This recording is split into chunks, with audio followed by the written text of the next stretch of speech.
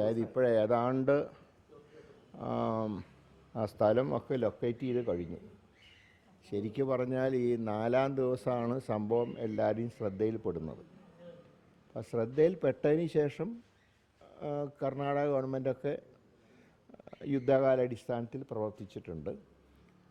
അതോടൊപ്പം തന്നെ ഇപ്പോൾ മന്ത്രിമാർ ഇപ്പോൾ പോകുമ്പോൾ അവർക്ക് അവിടെ പോകാനുള്ള അവകാശങ്ങളെയൊന്നും ചോദ്യം ചെയ്യുന്നില്ല. പക്ഷേ സിദ്ധരാമയ്യ അവിടെ വിസിറ്റ് ചെയ്ത സമയത്ത് അന്ന് മന്ത്രിമാർ ചെന്നിരുന്നെങ്കിൽ ജനങ്ങൾക്ക് കുറേ കൂടെ ആശ്വാസം ആവുമായിരുന്നു.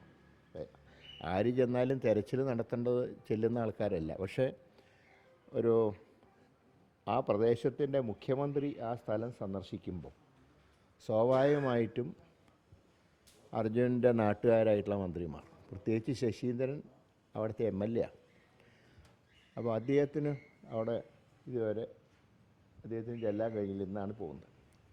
അപ്പോൾ അത് വളരെ ദൗർഭാഗ്യകരമാണ്.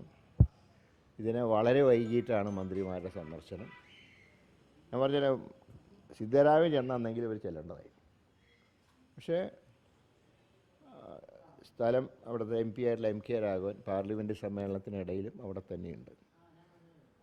എന്നാൽ സച്ചിൻ ദേവിനി അവിടെ ഇതിലൊക്കെ കണ്ടിരുന്നു.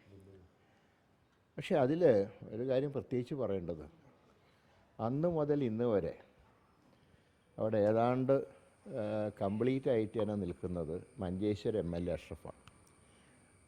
കാരണം അദ്ദേഹത്തിൻ്റെ നിയോജകമണ്ഡലം അല്ലെങ്കിൽ പോലും സ്വന്തം സംസ്ഥാനത്തെ ഒരു വ്യക്തിക്ക് ഇങ്ങനെ ഒരു അപകടം ഉണ്ടായപ്പോൾ മറ്റൊരു പ്രോട്ടോക്കോളും നോക്കാതെ തന്നെ അദ്ദേഹം അവിടെ സജീവമായിട്ട് രംഗത്തുണ്ട്.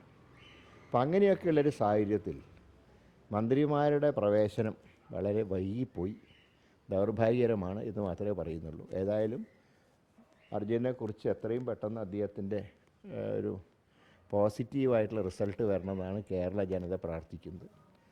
അതുതന്നെയാണ് ഞങ്ങളുടെ എല്ലാവരുടെയും അഭിപ്രായം.